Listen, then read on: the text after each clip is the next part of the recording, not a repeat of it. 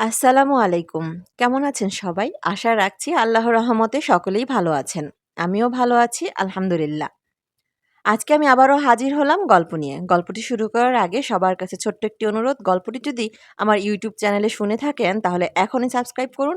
আর যদি ফেসবুক পেজে শুনে থাকেন তাহলে এখনই ফলো দিয়ে রাখুন, যাতে করে আমার সব নতুন, নতুন ভিডিওগুলো সবার আগে আপনাদের কাছে পৌঁছে যায়। আর যারা ইতিমধ্যে সাবস্ক্রাইব ও ফলো করেই ফেলেছেন তাদেরকে জানাই অনেক, অনেক ধন্যবাদ। তো চলুন আর কথা না বাড়িয়ে গল্পটি শুরু করি। মিঠি, পর্ব ১৬। রায়ের সঙ্গে অমন হিংস্র ব্যবহার করায় আমি অনুশোচনার দহনে জ্বলে যাচ্ছিলাম। আর থাকতে পারলাম না। মনে হলো রায়ের কাছে এখনই আমাকে ক্ষমা চাইতে হবে। সেই ভেবে পাশ ফিরেছি। দেখি মেয়েটা অকাতরে ঘুমাচ্ছে। ঠিক যেন একটা বাচ্চা মেয়ের মতো। ওকে আর ডাকতে মন চাইল না। আবার পাশ ফিরে শুয়ে পড়লাম। অনেকক্ষণ ধরে একাত ওকাত হয়ে অবশেষে একসময় ঘুম আসলো আমার, অস্থির চোখের পাতায়। রাত তখন কটা বাজে জানি না। হঠাৎ ঘুমটা ভেঙে গেল এক অদ্ভুত অস্থিরতায়। মনে হলো খুব হালকা পায়ে কেউ ঘরে দৌড়োদৌড়ি করছে। পাশে তাকিয়ে দেখি রাই তখনও নিশ্চিন্তে ঘুমিয়ে আছে। আমি কি মনে হতে না উঠে বসে চুপচাপ মটকা মেরে শুয়ে রইলাম। আমার সব ইন্দ্রিয় খুব সজাগ হয়ে উঠল। পায়ের আওয়াজ তখনও হচ্ছে, তবে একনাগাড়ে নয়, বরং থেমে থেমে। আমি আরও সজাগ হলাম। হঠাৎ মনে হলো পাশের রুমে কোনো বাচ্চা খলখল করে হাসছে। সেই মুহূর্তে এক অজানা ভয় আমার নিঃশ্বাস বন্ধ হবার উপক্রম হয়েছে। আমি কি শুনছি? এত রাতে আমার ঘরে বাচ্চার হাসি? কিন্তু কেন? কি করে? মনে এসব ভাবনার উদয় হতেই নিজেকে বড্ড ভীতু, অপদার্থ বলে মনে হতে লাগলো। মনের ভয় ঝেড়ে ফেলে মাথার পাশে টেবিলে রাখা নাইট ল্যাম্পটা জ্বালাতে যাব, ঠিক তখনই আমি স্পষ্ট দেখলাম আমার একদম কাছে বিছানার পাশে একজন দাঁড়িয়ে আছে আর হিম শীতল দৃষ্টিতে আমাকে দেখছে। সে আর অন্য কেউ নয়, সে মিঠি।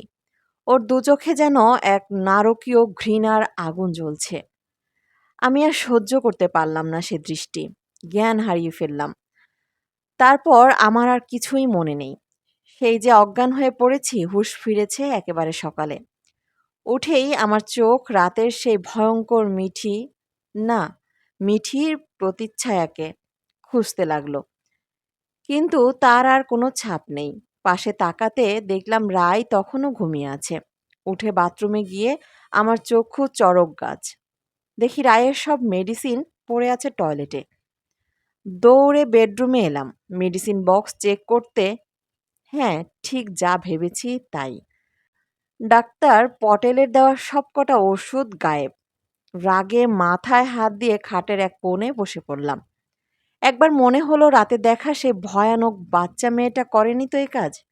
তার পরক্ষণেই মনে হলো ওসব ফালতু চিন্তা, ওটা শুধুই আমার ডিপ্রেসড মাইন্ডের একটা কল্পনা মাত্র। কিন্তু তাহলে ওষুধগুলো ফেললো কে? প্রশ্ন মনে জাগতেই কাল রাতে রাইয়ের বলা কথার কিছুটা মনে পড়ে গেল। मैं দাওয়াই নাহি খাউঙ্গি। তবে কি রাই আমার গভীর ঘুমের সুযোগ নিয়ে? মাথায় এই কথা আসতেই রাগটা আবার ফিরে এলো। কিন্তু রাগ প্রকাশ করলাম না। উঠে গিয়ে প্রাত্যহিক কাজকর্ম করে হাত পুড়িয়ে ব্রেকফাস্ট বানালাম। রাই তখনও ঘুমাচ্ছে। ওকে বার কয়েক ডাকতেই উঠে পড়ল। বললাম ডাক্তারের কাছে যেতে হবে। ফ্রেশ হয়ে তৈরি হয়ে নাও। ও বাধ্য মেয়ের মতো আমার কথা মাফিক সবকিছু করলো। খেতে দিলাম। খানিকটা খেয়ে আর খাবারের দিকে তাকালোই না। ওর এমন খামখেয়ালিপনা দেখে রাগ হলো, কিন্তু আর কথা বলার ইচ্ছে ছিল না তখন। ডক্টর পটেলের চেম্বারে রাইকে নিয়ে সময় মতো উপস্থিত হয়ে যাই। আগের দিনের মতো আজকেও ওকে বাইরে একজন নার্সের তত্ত্বাবধানে বসিয়ে ভিতরের চেম্বারে আমার সাথে কথা বললেন মৃদুলা পটেল। আজ আর কোনো কিছু না লুকিয়ে ওনাকে আগাগোড়া সব কথা জানিয়ে দেই আমি। বাদ যায় না মিঠি এবং মিঠির মা ও ওদের পরিবারের কথাও। সেই সাথে রিসেন্টলি আমার সঙ্গে যা যা হয়েছে সেই সব অভিজ্ঞতার কথা ওনাকে বিনা দ্বিধায় জানাই। সব শুনে উনি বেশ খানিকক্ষণ গুম মেরে বসে থাকেন। আমিও মাথা নিচু করে মেঝের দিকে তাকিয়ে থাকি। হঠাৎ উনিই প্রথম কথা বললেন। देखिए मिस्टर बोस, पहले दिन ही इतने बातें बोल दिया तो इतना प्रॉब्लम ना होता। फिर भी ठीक है, एक काम कीजिए, मैं आपकी वाइफ को अंदर लाती हूँ। आप मीठी के बारे में सब सच उसे बताइए। और हाँ, जब आप बात करोगे तब यह सिर्फ आप दोनों ही होंगे। मैं छिपकर आपको सुनूंगी। मैं छिपकर आपको सुनूंगी। आई वांट टू ऑब्जार्व हार इन दैट সিচুয়েশন। ওকে বলে আমি সম্মতি জানালে ডক্টর পটেল বেল বাজিয়ে বাইরে থেকে রায়কে ভিতরে নিয়ে আসতে আদেশ দিলেন নার্সকে। রায় ভেতরে আসলে ডক্টর পটেল আমার সামনের চেয়ারে বসিয়ে দিয়ে নিজে বাইরের দিকে চলে গেলেন। দরজা সামান্য ভেজানো থাকলেও উনি যে বাইরে থেকে আমাদের লক্ষ্য করছেন তা বুঝতে পারলাম। আমি রায়ের দিকে ঘুরে বসলাম। দেখলাম ও মাথাটাকে কেমন একদিকে কাত করে রেখে ঘাড় গুজে বসে আছে। আমার ওকে দেখে অস্বস্তি হলো। তবুও নিজের জড়তা কাটিয়ে বললাম, রাই, আজ তোমাকে একটি সত্যি কথা জানাবো। রায়ের হাবভাবে কোনো পরিবর্তন নেই। আবার বললাম, মিঠির ব্যাপারে একটা কথা জানানোর ছিল। রাই যেন এবারে সচেতন হয়ে উঠল।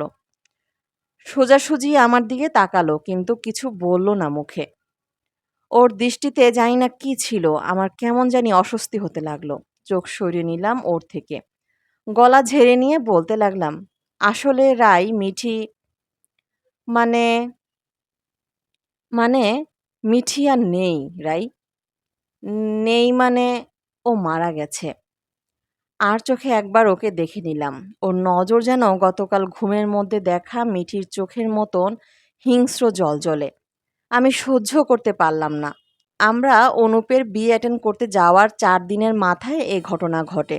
যেদিন অনুপের রিসিপশন ছিল সেদিনই আমি খবর পাই। মিস্টার মাথুর আমাকে ফোন করে সব জানান।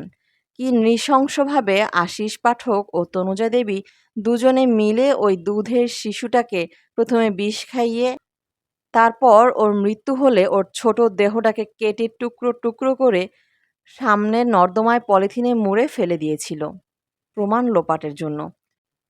ছবির মৃত্যুর পর তনুজা দেবী ছেলের আবার বিয়ে দিতে তৎপর হন কিন্তু বাধা হয়ে দাঁড়ায় ছোট্ট মিঠি। তাই মা ছেলের মিলিত চক্রান্তের বলি হয় নিরীহ বাচ্চাটা। কিন্তু কিন্তু অতদিন বাদে বাড়ির সবাইকে পেয়ে তুমি তখন এত খুশি ছিলে যে এই দুঃসংবাদটা জানিয়ে তোমাকে কষ্ট দিতে চাইনি আমি। আর তারপরে তুমি কনসেপ্ট করো। তাই মিঠির মৃত্যুর কথা জানালে তুমি স্ট্রেসড হতে, তাই আর ওই কথা তোমাকে জানানো হয়নি। এক নাগাড়ে এতটা বলে থেমে গেলাম। রায় কিন্তু কেমন অদ্ভুতভাবে তাকিয়ে আছে আমার দিকে। ওর মুখের কোণে লেগে থাকা বিচ্ছিরি হাসিটাতে আমার গা শিরশির করে উঠল। আমি ওর থেকে চোখ সরিয়ে নিয়ে আবার বললাম, কিন্তু এখন আর লুকাতে পারলাম না। জল এখন মাথার উপরে উঠে গিয়েছে। তুমি কাকে মিঠি কল্পনা করে কথা বলো রাই? মিঠি তো বেঁচে নেই। ৪ মাস আগেই ও মারা গেছে। তুমি ওর সঙ্গে এখন কথা বলবে কি করে? নিজেকে দেখো রাই, ফিরে এসো। আমরা জীবনের একটা বিরাট আনন্দকে হারিয়েছি ঠিকই, কিন্তু আবার নতুন করে তো আমরা সব শুরু করতে পারি বলো। রাই, শুনছো? রাই, রাই শুনছো রাই? বলতে বলতে অনেকটা ইমোশনাল হয়ে গিয়েছিলাম আমি। চোখ দিয়ে জল বেরিয়ে এসেছিল কিন্তু খুব শিগগিরই আমার সব ইমোশন গলে ভয়ে পরিণত হলো। প্রিয় বন্ধুরা, আজকের পর্ব এই পর্যন্তই। এরকমই সব মজার মজার গল্প শুনতে চাইলে আমার সাথেই জুড়ে থাকবেন। আর হ্যাঁ, একটা লাইক ও শেয়ার করে দিন আর আপনাদের মূল্যবান মতামত কমেন্টে জানাতে ভুলবেন না কিন্তু। খোদা হাফেজ।